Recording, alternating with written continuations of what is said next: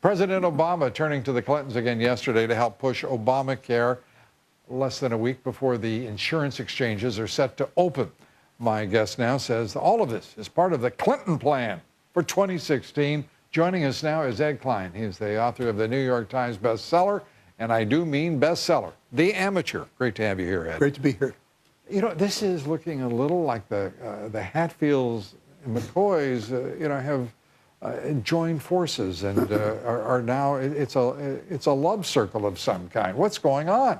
Well, according to my sources, everything that you see Bill Clinton do today has to be seen through the prism of 2016. Right. He understands that this is an unpopular health care bill. But like every other Democrat, doesn't give a rat. Well, you know, the base actually likes this bill, and Hillary is going to need the base when she runs for president in 2016. So he has nothing to lose by saying some nice things about Obamacare.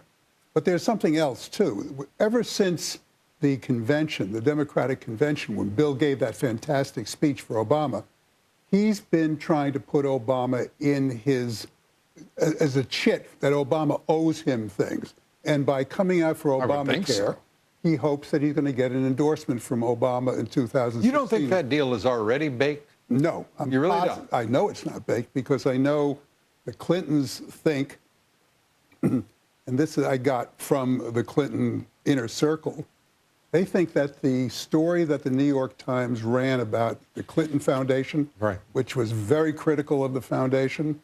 One would think devastating if it had been anybody else. That it was leaked from the White House, the Obama White House. That's where they think the nefarious son of a guns, huh? Mm-hmm. I thought they were getting along so well. There's still friction. And there is a lot of friction there, and Bill loves to show up Obama. And by selling Obamacare even better than Obama sells it, as he did at the Clinton Global, whatever the hell that thing is called, the Clinton Global Initiative. Global Initiative, right. He shows he's the professional and Obama's still the amateur. Well, you know, is there anything that Obama has done in your judgment here lately, whether it's in foreign policy, domestic, to dispel the amateur standing that he's been given?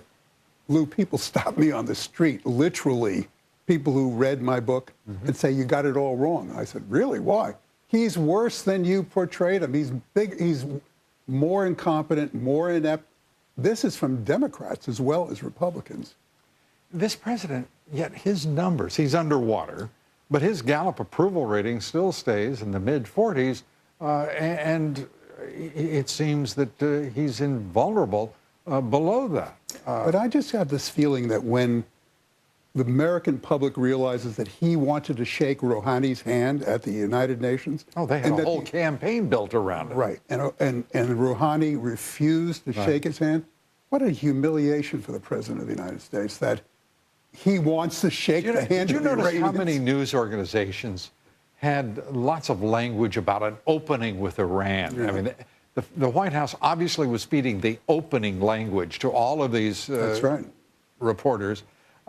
And there was no opening. There was no, what was the other expression, the sideline meeting, the photo op, a discussion at the margins at the United Nations. I mean, this is pure, when you talk about, you coined the amateur as the title for this administration, he's living up to it. I mean, he is. And it's sad to watch. Well, it's sad for us as Americans to see our country humiliated, our country looked at as weak, and our enemies saying we can take advantage. Putin, who eats his lunch every day, the Iranians who make fools of him, the Syrians who are now going to be in place forever and ever, the Assad regime. Well, the one thing this president can say, he, to this point, has outsmarted the Republicans. Will we ever see that change? Well, you know, on that issue, I think we have to make a distinction between Obama, the politician, and Obama, the president. On the one hand, he's quite a good politician. Oh, he's been very effective in sidelining the Republicans. You would have thought, given his record, that there was no way that just a blank line on the ballot that he could have prevailed. That's right. It's stunning stuff. It really is, and it's sad. Ed Klein, it is always delightful to see you. Great Thanks to for be being here. here. Thank you.